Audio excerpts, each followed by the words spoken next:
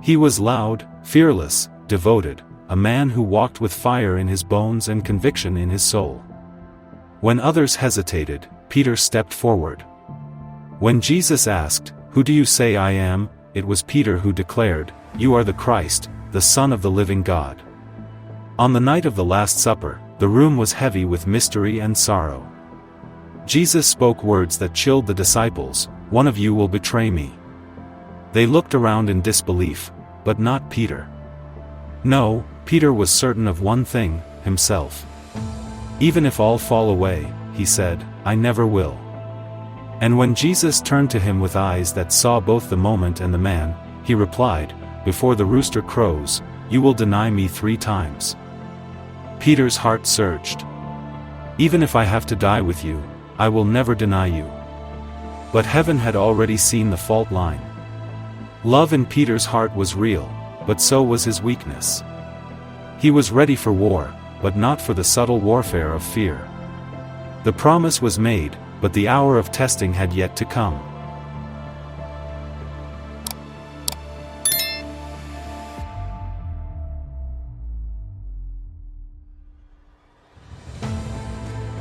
The night grew darker, not just in sky, but in spirit.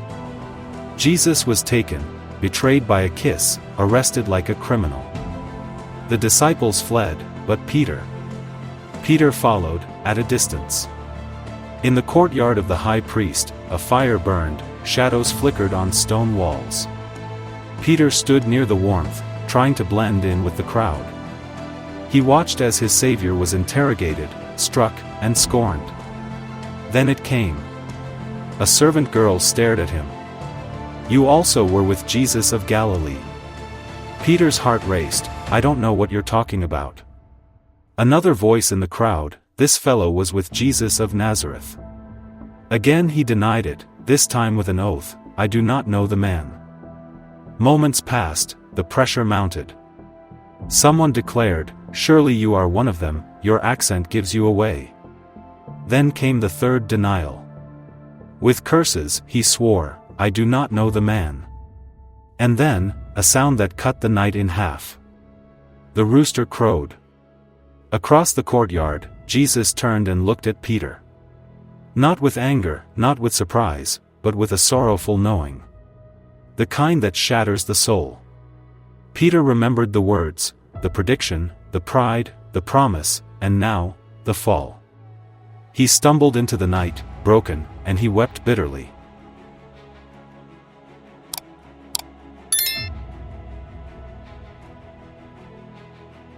Peter vanished from the story. As Jesus was beaten, mocked, and led to the cross, Peter, once the boldest of the 12, was nowhere to be found. The man who had walked on water now drowned in silence. Shame is a prison with no visible bars, yet it locks the soul in chains. Every footstep Peter took away from that courtyard echoed with regret. Every memory of Jesus' voice, his miracles, his mercy, twisted like a knife in his chest. He had seen the empty tomb, he had heard the women say, "He is risen." But how does a man face the one he denied? How do you run to a Savior whose eyes still haunt you? For days Peter sat in the space between failure and forgiveness. The tomb was empty, but so was he. The silence wasn't just the absence of words, it was the weight of a heart that feared it had gone too far to be restored.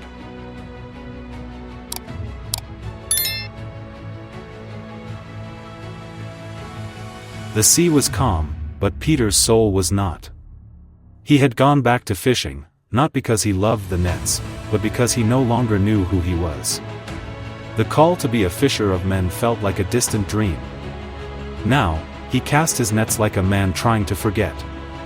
Then, in the soft light of morning, a voice called from the shore, "Friends, haven't you any fish?" They hadn't. But when the stranger said, "Throw your net on the right side of the boat," something stirred. They obeyed, and the nets were filled, overflowing. John whispered, "It is the Lord." Peter didn't hesitate. He plunged into the water, desperate to reach the shore. There, beside a charcoal fire, the same setting as his denial, Jesus waited. He had already prepared breakfast, but Peter knew this moment wasn't about fish. It was about wounds, about words, about the chance to go back to where it all unraveled. 3 times, Jesus asked, "Do you love me?" 3 times, Peter answered, "Yes, Lord, you know that I love you." And 3 times, Jesus replied, "Feed my sheep." Each question peeled back the layers of shame, each answer restored what was lost. Jesus wasn't just forgiving Peter, he was recommissioning him. The denier would become the shepherd, the failure would become the rock.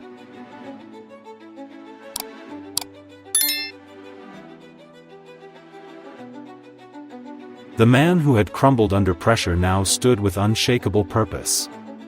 When the day of Pentecost came, it was Peter who stood before the crowds.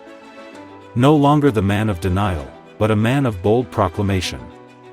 "This Jesus, whom you crucified, God has raised to life, and we are all witnesses of it." 3,000 souls were added that day. Not because Peter was perfect, but because he had been redeemed. He would heal the lame, confront kings, and endure prison. He would write letters that still breathe courage into weary hearts. And in time, he would give his life for the name he once denied. Grace had done what shame never could: restore, recommission, and raise a man back to life. Peter's story is not one of disgrace, but of divine mercy. It is a testimony that no fall is too great, no failure too final, for the love of Christ. Because the one who knew Peter's weakness also knew his calling. And the same Jesus who met him at the fire is the same one who meets us still, reminding us that the story isn't over.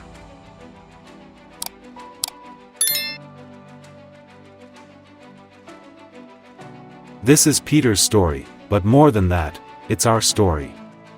We, too, have made promises we didn't keep.